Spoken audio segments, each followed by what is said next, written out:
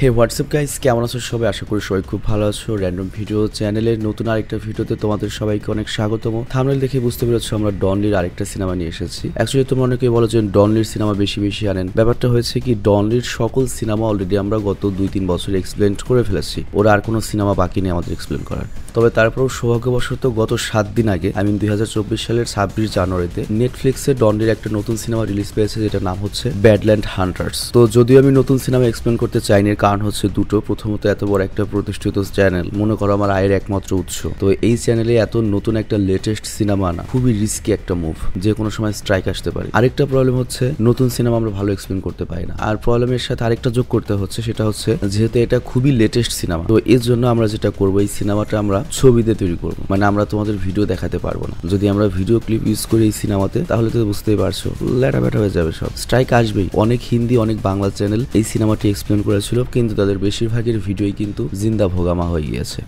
Strike খেয়ে গিয়েছে। তবে আমি ওই স্ট্রাইক খাওয়ার রিস্কটা নিতে পারছি না, আমি ছবি দিয়ে ভিডিও করবো যাতে স্ট্রাইকটা না আসে। তো যাই হোক, আমরা মূল সিনেমাতে যাবো। তবে তার আগে এই সিনেমা সম্পর্কে কিছু তথ্য দেই। সিনেমাটি মাত্র 7 দিন ধরে রিলিজ পেয়েছে, তো এর জন্য এটার IMDb রেট আসলে ফিক্সড না। এটার IMDb রেট বাড়তেও পারে, এখন যা আছে তার চেয়ে কমতেও পারে। তবে বর্তমানে এটার IMDb রেট রয়েছে 10/6। তবে অ্যাকচুয়ালি সিনেমাটি এন্টারটেইনিং। হয়তো ভবিষ্যতে এটার রেটিং আরো একটু বাড়তেও পারে, তবে বাড়লেও খুব বেশি বাড়বে না, 6.5 হতে পারে। তো এবার চলো আমরা সরাসরি মূল ভিডিওতে চলে যাই। এই সিনেমাটি শুরু হয় একটা ল্যাব দেখিয়ে, যেখানে অদ্ভুত কিছু জন্তু হাঁটছিল। তো আমরা বুঝতে পারি কোনো পাগলা বিজ্ঞানী এখানে রয়েছে। আর তখন আমাদের যিশু নামের একটা সায়েন্টিস্ট বা ডক্টরকে দেখানো হয়, যে তার মৃত মেয়েকে জীবিত করার চেষ্টা করছিল। কিন্তু তখনই সেখানে একদল মিলিটারি চলে আসে, এবং এখানে যে মিলিটারি দলের নেতৃত্বে ছিল একটা মেয়ে, তার নাম হচ্ছে নাদিয়া। তো ওই মিলিটারি অফিসার বলে, ডক্টর যিশু অনেক হয়েছে, এবার থামুন, আপনার এই এক্সপেরিমেন্টের কারণে অনেক মানুষের প্রাণ গিয়েছে। কিন্তু যিশু তারপরেও থামে না, সে তার মেয়েকে ওই ইনজেকশনটা দিতে চায়, যেটা দিলে হয়তো তার মেয়ে জীবিত হতে পারে। কিন্তু তখনই দক্ষিণ কোরিয়াতে, পুরো পৃথিবীতে একটা বড় ধরনের ভূমিকম্প শুরু হয়। বড় ধরনের ভূমিকম্প বলতে বড় ধরনেরই ভূমিকম্প, মানে পুরো মানব জাতিকে কমপক্ষে 100 বছর পিছিয়ে নিয়ে যায় ভূমিকম্পটা, এবং আমরা দেখতে পাই পুরো বিল্ডিং ধ্বংস হয়ে গিয়েছে। আর এরপর কাহিনী চলে যায় হচ্ছে তার 3 বছর পরে, যেখানে আমরা দেখি দক্ষিণ কোরিয়ার রাজধানী পুরো মনে করো যে ফিলিস্তিনের গাজার মতো হয়ে গিয়েছে, এবং এখানে বর্তমানে প্রচুর পানির সংকট। এবং এরপর আমাদের ইয়ং চই নামের একজন শিকারীকে দেখানো হয়, এবং সে তার শিকার খুঁজছিল। তো আমরা দেখতে পাই একটা বিড়াল সামনে আসে। তো ওই সময় খাদ্যের এত অভাব যে মানুষ কুত্তা বিলাই নেয়, যে কোনো কিছু খাচ্ছে। তো বিড়াল যখনও হান্ট করতে যাবে, তার আগে সেখানে একটা কুমির চলে আসে। তো তখন করে ওই কুমির দেখে তার তীরের মধ্যে আগুন লাগিয়ে কুমিরের উপর আক্রমণ করে। কিন্তু এই কুমির তো মরেই না, উল্টো করে কি চোয়ের উপর অ্যাটাক করে। তো এখানে বেশ কিছুক্ষণ চই তো বাঁচার চেষ্টা করে, কিন্তু তখন এখানে এন্ট্রি হয় আমাদের সবার প্রিয় ডনলির। এবং ডনলি এসে করে কি এক নিমিষে ওই কুমিরটাকে মেরে ফেলে। মানে ডনলি তো ডনলি, ওর তো মনে করো মানুষ থাকুক, কুমির থাকুক বা জম্বি থাকুক, সবাই ওয়ান পাঞ্চে শেষ, কোরিয়ান ওয়ান পাঞ্চ ম্যান আর কি। তো যাই হোক, আমরা এখানে যেটা দেখতে পাচ্ছি, ডনলি কিন্তু এই বছর আরো বেশি মোটা হয়ে গিয়েছে। বেচারা ফিটনেসের দিকে একেবারেই মনোযোগী নয়, কারণ যেহেতু চলছে ওর সিনেমা, এই বডিতেই সবাই পছন্দ করে, তো দরকার কি এত ফিটনেসের। তো যাই হোক, এখানে আমরা যেটা জানতে পারি, ওরা দুজন মূলত পার্টনার, এবং ওদের কাজ হচ্ছে ওরা এরকম করে শিকার করে, এবং এইসব শিকার করে কি তারপর ওরা ধরে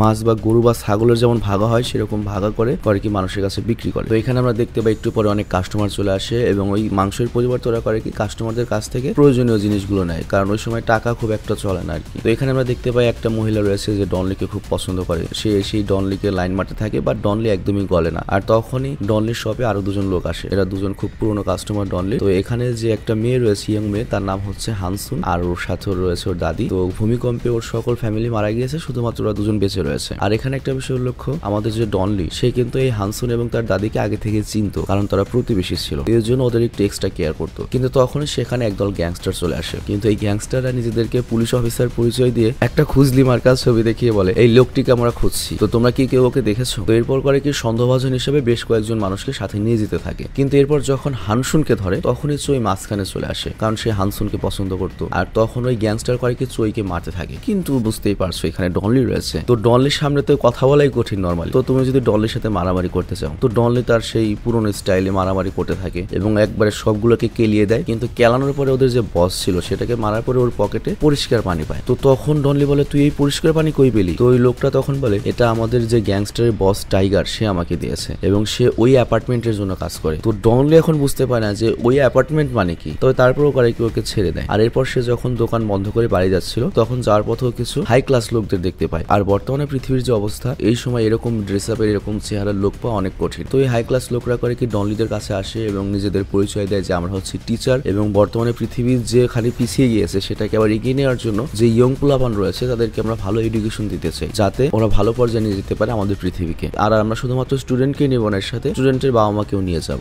যাতে তারা ভালোভাবে থাকতে পারে। তো এটা শুনে হানসুন তাদের সাথে যাওয়ার জন্য রাজি হয়ে যায়, কারণ সে যদি ওখানে পড়ে একে তো সেও পড়ালেখার সুযোগ সুবিধা পাচ্ছে, তার দাদিও একটা ভালো জায়গা পাচ্ছে থাকার জন্য। কিন্তু এই বিষয়টা দেখে ডনলি আর চুই তেমন একটা খুশি হয় না, কারণ একে তো ওদের কাছে ব্যাপারটা উইয়ার্ড লাগছিল, তারপর আবার হানসুনকে তো চুই পছন্দ করে, বুঝতেই পারছো। কিন্তু তারপরেও হানসুন তার দাদির ভালো ফিউচারের জন্য ওদের সাথে যাওয়ার জন্য রাজি হয়ে যায়। তো এরপর রাতে আমরা দেখতে পাই ওই টিচার হানসুন আর তার দাদির সাথে আরো অনেক লোককে নিয়ে, মানে এরকম শিক্ষা দেবে এরকম কথা বলে নিয়ে যেতে থাকে। কিন্তু মাঝপথে যাওয়ার পরে হানসুনের অদ্ভুত ফিল হয়, কিন্তু ও কিছু কাউকে শেয়ার করে না। আর তখনই কিম নামের একটা মেয়ে এসে হানসুনের সাথে দেখা করে। তো যেহেতু ওরা সমান বয়সী, কথা বলতে বলতে ওদের বন্ধুত্ব হয়ে যায়। কিন্তু এক সময় ওরা হাঁটতে হাঁটতে ক্লান্ত হয়ে যায় এবং হঠাৎ করে হানসুনের দাদি নিচে পড়ে যায়, আর এর সাথে আরেকটা বুড়ো লোকের এরকম অবস্থা হয়েছে। তো এটা দেখে টিচার দাদি এবং বুড়ো আঙ্কেলকে বলে যে আমাদের যে হেলথ কেয়ার ফ্যাসিলিটি রয়েছে সেখানে আমাদের লোকরা আপনাকে নিয়ে যাবে। কিন্তু হানসুনও তার দাদির সাথে তখন যেতে চায়, কিন্তু টিচার বলে টেনশন করো না, তোমার দাদি ভালোই থাকবে, তাকে জাস্ট চেক আপ করে আমরা অ্যাপার্টমেন্টে আবার নিয়ে আসবো। তো এখানে তোমাদের খেয়াল রাখতে হবে অ্যাপার্টমেন্ট কথাটা বারবার বলা হচ্ছে, এই পুরো সিনেমাতে এই অ্যাপার্টমেন্টেরই মূল ভূমিকা আর কি। তো যাই হোক হানসুন এখানে আর কিছু বলতে পারে না, কিন্তু তারপর যখন 2 মিনিট এগিয়ে যায় ওরা দেখতে পায় সামনে বেশ কিছু গাড়ি ওয়েট করছে। তো হানসুনের তখন ব্যাপারটা উইয়ার্ড লাগে যে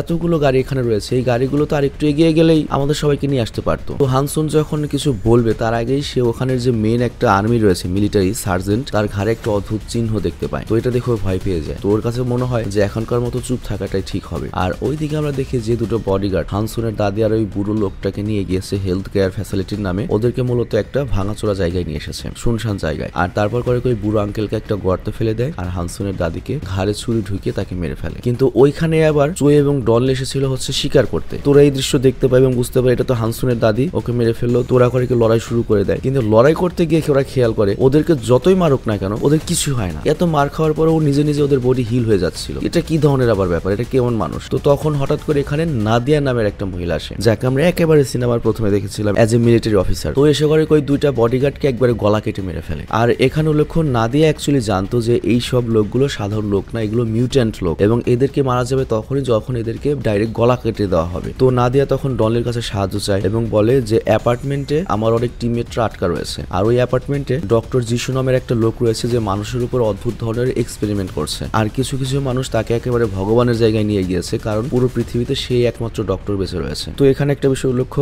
হানসিনও কিন্তু ওই অ্যাপার্টমেন্টের লোকদের কাছে আটকা রয়েছে। তো এই জন্য ডনলি এবং চই দুজনই রাজি হয়ে যায় যে তারা নাদিয়াকে হেল্প করবে, কারণ বুঝতেই পারছো যেখানে হানসুনের দাদিকে মেরে ফেলেছে, হানসুনের সাথে কি হতে পারে এর তো গ্যারান্টি নেই। কিন্তু এখানে নাদিয়া বলে আমরা সরাসরি তো অ্যাপার্টমেন্টে যেতে পারবো না, ওখানে অনেক টাইট সিকিউরিটি রয়েছে, যাওয়ার আগে আমাদের কিছু ইনফরমেশন জোগাড় করতে হবে এবং দেখতে হবে কোন ওয়েতে আমরা অ্যাপার্টমেন্টে সরাসরি ঢুকতে পারবো। আর এরপর দৃশ্যের পরিবর্তন হয়, আমাদের সেই গ্যাংস্টারদের দেখানো হয়, ওই টাইগার গ্যাং যারা নিজেদের মধ্যে ফাইটে এনজয় করছিল এবং এখানে আমরা টাইগারকেও দেখতে পাই। তো একটা পর্যায়ে হয় কি ওদের নিজেদের মধ্যে মারামারি লেগে যায়। আর এদিকে আমাদের এই তিনজন করে কি ওইখানে চলে আসে এবং ওরা করে কি এলোপাথারি সবগুলো গ্যাংস্টারকে মারতে থাকে এবং এমন মারতে থাকে যেটা দেখে কিছু গ্যাংস্টার ছাড়া বাকি সব গ্যাংস্টার সেখান থেকে পালিয়ে যায়। তো এরপর ডনলি ধরে হচ্ছে টাইগারকে এবং বলে হালারপুত অ্যাপার্টমেন্টের ব্যাপারে আমাকে বলে, অ্যাপার্টমেন্ট জিনিসটা কি। তো টাইগার বলে আমি তো বেশি কিছু তথ্য জানি না, আমি খালি এটা জানি অ্যাপার্টমেন্ট থেকে আমাকে অর্ডার দেওয়া হয় যে বাচ্চাদের ধরে বা কিডন্যাপ করে ওদের কাছে পাচার করে দেওয়া, বাচ্চাদের ধরে বা কিডন্যাপ করে ওদের কাছে দিয়ে দিতে হবে, এর পরিবর্তে আমাদের বন্দুক দেওয়া হয়, খাবার পানি এসব দেওয়া হয়। ডনলি বলে আচ্ছা ঠিক আছে আমাদের তাহলে সেখানে নিয়ে চল। তখন টাইগার বলে আমরা তো ইচ্ছা করলে সেখানে যেতে পারি না, আমাদের একটা নির্দিষ্ট ডেলিভারির ডেট থাকে, সেদিনই খালি আমরা সেখানে যেতে পারি। তো এটা শুনে ডনলি বলে আচ্ছা ঠিক আছে তাহলে তুই আপাতত ঘুমা, তোকে ডেলিভারির দিনই আমি তুলে দেবো। তো এই কথা বলে ওকে একটা ঘুষি মেরে অজ্ঞান করে দেয়। আর অন্যদিকে আমরা দেখতে পাই টিচার করে কি গ্রামের অনেক লোকজনদেরকে নিয়ে ফাইনালি অ্যাপার্টমেন্টে ঢুকে এসেছে এবং এখানে ডক্টর যিশু তাদের সবাইকে স্বাগতম জানায়। আর এই ডক্টর যিশু বেচারাকে দেখেই আমার প্রথম থেকে সুবিধার মনে হচ্ছে না, এখন তারও সুবিধার মনে হচ্ছে না। তো ডক্টর যিশু এসে করে কি সবাইকে আগে পরিষ্কার পানি দেয় এবং বলে এখন থেকে আপনারা এখানে খাবার পাবেন, পানি পাবেন, থাকার জায়গা পাবেন, আপনার বাচ্চারা ভালো মতো পড়ালেখা করবে, আমরা একসাথে পৃথিবীকে এগিয়ে নিয়ে যাবো। তো এই কথা শুনে সবাই তো গলে যায়। কিন্তু এরপরে যখন গার্ডিয়ান এবং বাচ্চারা যখন ভেতরে ঢোকে তখনই টিচার বলে ওঠে যে গার্ডিয়ানরা আর বাচ্চারা একসাথে থাকবে না, বাচ্চারা থাকবে হচ্ছে এই বিল্ডিং এর 8 তলায় আর মা বাবারা থাকবে হচ্ছে নিচে। তো এটা শুনে হানসুন মানা করে যে আপনি তো আগে আমাকে এই কথা বলেননি, আর আমার দাদি কই। কিন্তু টিচার বলে আমি তোমার দাদিকে আগেই বলেছিলাম, তোমার দাদি হয়তো তোমাকে বলেনি আর তোমার দাদি শীঘ্রই আসবে। তো হানসুন তখন চুপ হয়ে যায়, মানে অ্যাকচুয়ালি বুঝতেই পারছো যে সিচুয়েশন, এখানে কথা বলে তো লাভ নেই। তো যাই হোক এরপর সকল প্যারেন্টসদের আলাদা একটা জায়গায় নিয়ে যাওয়া হয়, যেখানে আমরা দেখতে পাই অ্যাকচুয়ালি এখানে পানি সাফ করার কাজ চলছিল, মানে ওরা কোনোভাবে এখানে পানি উৎপাদন করছিল এবং ওদেরকে কামলার মতো খাটানো হচ্ছিল। তো এটা দেখে তো প্যারেন্টস অবাক হয়ে যায় এবং তারা বলে আমাদের তো বলা হয়েছিল আমরা আরামে থাকবো, কিন্তু এখানে তো দেখছি আমাদের দিনমজুরি খাটানো হবে। তো বুঝতেই পারছো এটা একটা ট্র্যাপ ছিল যাতে মানুষদের কাজ করানো যায়। আর অন্যদিকে আমরা দেখি সকল বাচ্চারা ক্লাসে চলে আসে, কিন্তু হানসুন যখন ক্লাসে আসে ওর ক্লাসে এসে অদ্ভুত লাগে, কারণ আগে আগে থেকে যেসব বাচ্চারা ছিল তারা একইভাবে একই রকম করে রোবটের মতো বসেছিল এবং প্রত্যেকটা বাচ্চার ঘাড়ে অদ্ভুত একটা চিহ্ন ছিল। তো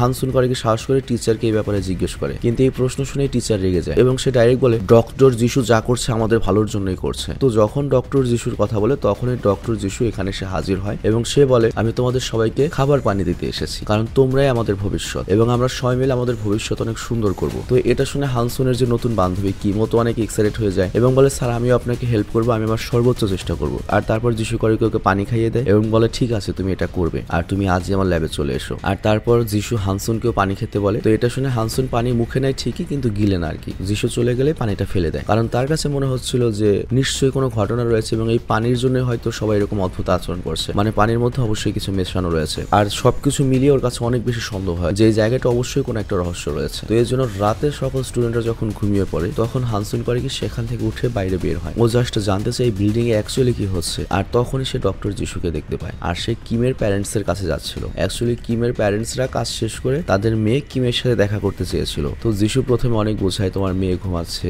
দেখা করতে পারবে না, ওর ভবিষ্যতের জন্য এতটুকু ছাড় দিতে হবে। কিন্তু যখন বোঝে না তখন কিম বলে আচ্ছা ঠিক আছে চলো দেখা করাবো। আর দেখা করানোর কথা বলে ল্যাবের দিকে নিয়ে যেতে থাকে। আর এদিকে হানসুন করে কি আগে ল্যাবে পৌঁছে যায় আর সেখানে গিয়েও দেখে যে আলাদা আলাদা অনেক রিসার্চ পেপার রয়েছে এবং সকল রিসার্চ মানব দেহের ওপর। আর এরপর যিশু যখন কিমকে দেখো তো পুরো ভয় পেয়ে যায়। কিমকে একটা পুরো আলাদা ডিভাইসই লাগিয়ে রাখা হয়েছে। আর তখনই আমরা দেখতে পাই যিশু সেখানে কিমের মা বাবাকে নিয়ে আসে। তো এটা দেখে হানসুন সেখানে লুকিয়ে পড়ে। তো কিমের মা বাবা যখন কিমের ব্যবস্থা দেখে তারা তো ভয় পেয়ে যায় যে আমার মেয়ের সাথে তোমরা কি করতে চলেছো। কিন্তু যিশু তখন করে কি তার মেয়ের দিকে তাকায় এবং ভয়ঙ্কর চোখের দিকে তাকায়। তো এখানে আমরা একটা জিনিস দেখে ভয় পেয়ে যাই, সেটা হচ্ছে সিনেমার প্রথমে যিশুর যে মরা মেয়েকে আমরা দেখেছি সেই মেয়ের কিন্তু পুরো দেহটা নেই, শুধুমাত্র বুক থেকে উপরের শরীরটা ছিল, বাকি শরীরটা ছিল না। আর হচ্ছে ফুসফুস হার্ট ছিল এবং ফুসফুস চলছিল। তো অ্যাকচুয়ালি এখানে যিশুর যে প্ল্যান সেটা হচ্ছে সেই পুরো পৃথিবীর মানুষকে এমন ভাবে মিউটেন্ট করবে যাতে তারা অল্প খাদ্য এবং পানি নিয়ে এবং যত দুর্গম পরিবেশই হোক তারা বেঁচে থাকতে পারবে। আর এখানে আরেকটা ব্যাপার ক্লিয়ার করা হয়নি, সেটা হচ্ছে হয়তো যিশু যে কচি বাচ্চাগুলো আসে তাদের দেহ নিয়েও হয়তো ওর মেয়ের বডিকে রিপ্লেস করার চেষ্টা করছে, বাট ওরকম হয়তো কোনো ম্যাচিং বডি পাচ্ছে না, মানে হতে পারে এরকম কোনো একটা কিছু আর কি। তো যাই হোক কিমের এরকম অবস্থা দেখে কিমের বাবা মতো প্রচন্ড ভয় পেয়েছে এবং কিমকে সেখান থেকে নিয়ে যাওয়ার চেষ্টা করে। কিন্তু যখন কিমকে সেখান থেকে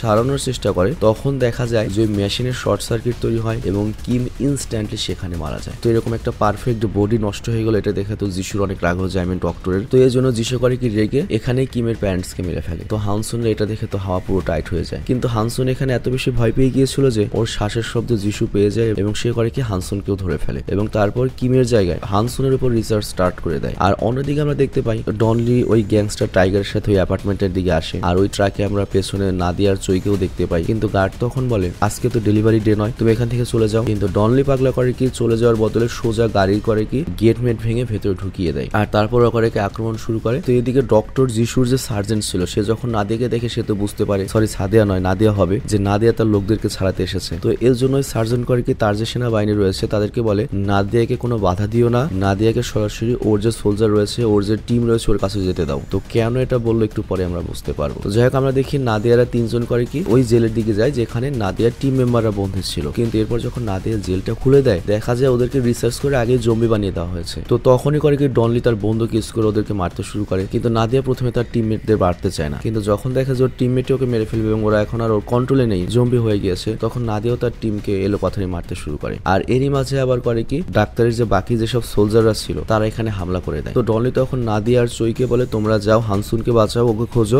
বাকি এইসব পিঁপড়াদের আমি সামলাচ্ছি। তো এই কথা শুনে নাদিয়ার চই উপরের দিকে যেতে থাকে আর ডনলি একাই করে কি ইন্ডিয়ার সাউথ সিনেমার মতো, আই মিন এটাও তো সাউথ কোরিয়ান সাউথ আর কি, তো ওরকম ভাবে মারামারি শুরু করে আর সবগুলোকে মারার পরে ডনলির দেখা হয় বাচ্চাদের সকল প্যারেন্টসদের সাথে। তো ডনলি তখন সব কথা খুলে বলে যে শালারা কিন্তু খারাপ, তোমাদের বাচ্চাদের তোমরা এখনই বাঁচিয়ে নাও। আর অন্যদিকে আমরা দেখি নাদিয়া আর চই করে কি বাকি সব সোলজারদের মারতে মারতে এগিয়ে যেতে থাকে আর একটা সময় সার্জেন্ট এবং নাদিয়া মুখোমুখি হয় এবং তাদের মধ্যে সেই লেভেলের মারামারি হয় আর ওই সুযোগে চই যায় হচ্ছে হানসুনকে খুঁজতে। তো আমরা একটা পর্যায়ে দেখতে পাই নাদিয়া করে কি সার্জেন্টের চোখ একবারে ফাটিয়ে দেয়, কিন্তু এই হারামজাদা এত বেশি মিউট্যান্ট ছিল যে ওর ভেতর আঘাতের কোনো আশ্রয়ই পড়ে না এবং উল্টো মারতে মারতে নাদিয়াকে বিল্ডিং থেকে নিচে ফেলে দেয়। আর অন্যদিকে আমরা দেখি চই করে ওই টিচারকে ধরে ফেলে এবং তাকে বলে আমাকে হানসুনের কাছে নিয়ে চল। আর অন্যদিকে আমরা দেখি সার্জেন্ট এবার ডনলির মুখোমুখি হয়েছে এবং আমরা দেখতে পাই সার্জেন্টের চোখও আবার মনে করে একা একাই টিকটিকের মতো হয়ে গিয়েছে। তো বুঝতেই পারছো কেমন মিউটেন্ট তৈরি করেছে যিশু, আই মিন ডক্টর, যে মানুষের শরীর রিজেনারেট হচ্ছে গডজিলার মতো। তো যাই হোক ডনলির তো অনেক পাওয়ার আমরা যত দূর দেখেছি আর এদিকে সার্জেন্টের পাওয়ারও কিন্তু আমরা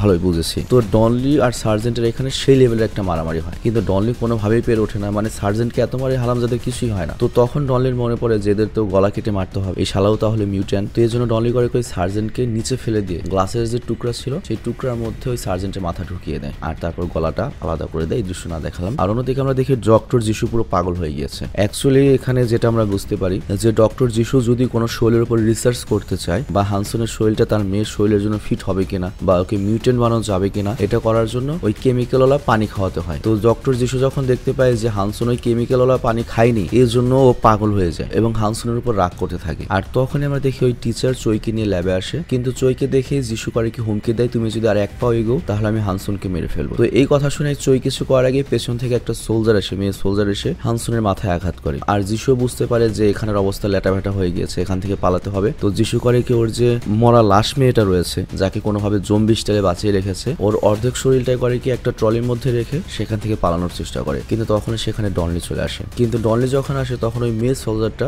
ডনলিকে আটকানোর চেষ্টা করে এবং সোলজারের একটা গুলি ওই টিচারের পায়ে লাগে। আর ওই টিচার তখন ডক্টর যিশুকে বলে, ডক্টর যিশু প্লিজ আমাকে বাঁচান। কিন্তু ডক্টর তখন তার নিজের স্বার্থ ছাড়া আর কিছুই ভাবছিল না, এখান থেকে জাস্ট পালাতে হবে। আর এই জন্য সে করে কি একটা গ্রেনেড ফেলে সেখান থেকে পালিয়ে যায়। তো এটা দেখে চই করে কি হানসনকে এক সাইডে নেয় যাতে বোম ব্লাস্ট থেকে বেঁচে যায়। আর এদিকে ডক্টর যিশু তার মেয়েকে নিয়ে তো পালাতেই থাকে। কিন্তু ডক্টর যিশু যখন বাইরে আসে তার দেখা হয় বাকি সব প্যারেন্টসদের সাথে এবং তারা বলে যে আমাদের বাচ্চাদের সাথে তুমি কি করেছো। কিন্তু তখন যিশু উল্টো ওদেরকে হুমকি দিতে থাকে যে তোদের সবাইকে কিন্তু মেরে ফেলবো। তো এখানে কি হবে বুঝতেই পারছো, যিশু তো এখন একা। তো সকল অভিভাবকরা মিলে করে কি যিশুকে সেই লেভেলের পিটুনি দেয়। তো এখানে একটা জিনিস দেখে আমি অবাক হয়ে যাই যে এই ডক্টর যিশু বাকি সবাইকে মিউটেন্ট বানাচ্ছে, শক্তিশালী বানাচ্ছে, বাট সে নিজের উপর কোনো ধরনের ইনজেকশন প্রয়োগ করেনি বা নিজেকে শক্তিশালী বানায়নি। তো যাই হোক, তারপরে ডক্টর যিশু এত বড় মাপের একটা মানুষ, পৃথিবীর একমাত্র জীবিত ডক্টর, তো ও খুব রেগে যায়। ও করে কি ওখানে একটা বন্দুক পায়, সেই বন্দুক দিয়ে আন্ধাধুন ফায়ারিং করতে থাকে এবং এই সবগুলিতে হয় কি অভিভাবকরা তো সব মরেই, কিছুগুলো ওই ট্রলিতেও লেগে যায়। যার ফলে ওর মেয়ের যে হৃৎপিণ্ড ছিল যেটা এখনো সক্রিয় ছিল, যে আশায় যিশু বেঁচে ছিল যে হয়তো কোনোদিন সে একটা বডি পাবে, পারফেক্ট বডি, তার মেয়েকে আবার বাঁচিয়ে তুলবে, তো সে আশাটাও চলে যায়। তো এই জন্য যিশু অনেক কাঁদে। আর তখন সেখানে হানসুন চোয়ের সাথে সেখানে আসে। তো যিশু তখন ওদেরকে মেরে ফেলার চেষ্টা করে রেগে যে তোদের জন্য সব এইগুলো হয়েছে। কিন্তু তখন ডন এসে করে কি যিশুকে মুহূর্তের মধ্যে মেরে ফেলে। আর এরপর আমরা দেখতে পাই প্রায় 3 বছর পর দক্ষিণ কোরিয়াতে বৃষ্টি হতে শুরু করে। তো বৃষ্টি হওয়া মানে হচ্ছে অনেক বেশি ফসল হবে বা পৃথিবী আবার আগের মতো হয়ে যাবে। তো যাই হোক, এখন সিনেমা তো শেষ। নাদিয়া তখন ডনলিকে বলে যে ঠিক আছে, এখানে যে মানুষগুলো রয়েছে তাদেরকে নিয়ে আমি এখানেই থাকবো অ্যাপার্টমেন্টে, তোমরা তোমাদের মতো ফিরে যেতে পারো। কিন্তু আমি ভেবেছিলাম হয়তো নাদিয়া ডনলির গার্লফ্রেন্ড হবে, ইন্ডিয়ান সিনেমা হলে হতো আর কি, যেমন সালমান খানের কচি কচি নায়িকা থাকে। কিন্তু ডনলির কপালটা খারাপ। আমি বুঝলাম না পরিচালক ডনলির সাথে বেইমানি করেছে, এত সুন্দর একটা মেয়েকে নায়িকা হিসেবে দিল না, দিলে কি হতো। তো যাই হোক, এরপর আমরা দেখতে পাই ডনলি সেখান থেকে ফিরে এসেছে এবং আস্তে আস্তে পৃথিবী আবার নতুন করে রিবিল্ড হতে শুরু করে। আর এখানে এই সিনেমাটা শেষ হয়ে যায়। তো যাই হোক, সিনেমাটা খুব সংক্ষেপে অনেক রিস্ক নিয়ে তোমাদের বোঝানোর চেষ্টা করেছে। আমি জানি না কতখানি তোমরা বুঝতে পেরেছো, তবে একটা কথা এখানে বলবো, দক্ষিণ কোরিয়ান সিনেমা হিসেবে আসলে এই সিনেমার কাহিনী অত ভালো হয়নি। তো আমি বলেছিলাম যে হয়তো এটার IMDb রেট আরো বাড়তে পারে, 6.5 হতে পারে, কিন্তু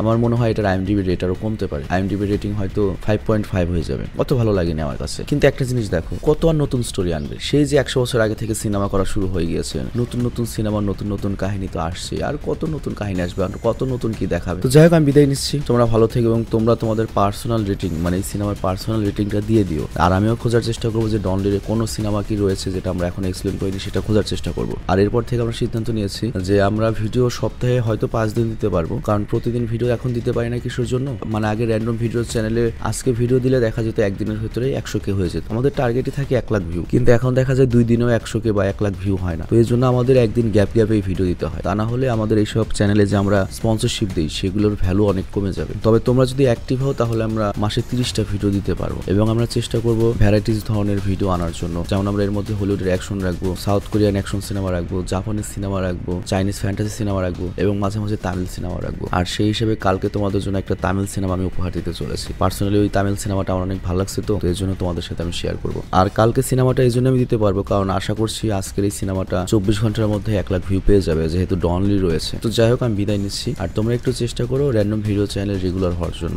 মানে 24 ঘন্টার মধ্যে 1 লাখ ভিউ আনার জন্য। তোমাদের নোটিফিকেশনটা অন করে দিও। আর 24 ঘন্টার মধ্যে 1 লাখ না, 70-80 হাজার ভিউ হলে আমরা প্রতিদিন ভিডিও দিতে পারবো, সমস্যা নেই। তো আমি বিদায় নিচ্ছি, ভালো থেকো, সুস্থ থেকো, টেক কেয়ার, আল্লাহ হাফেজ।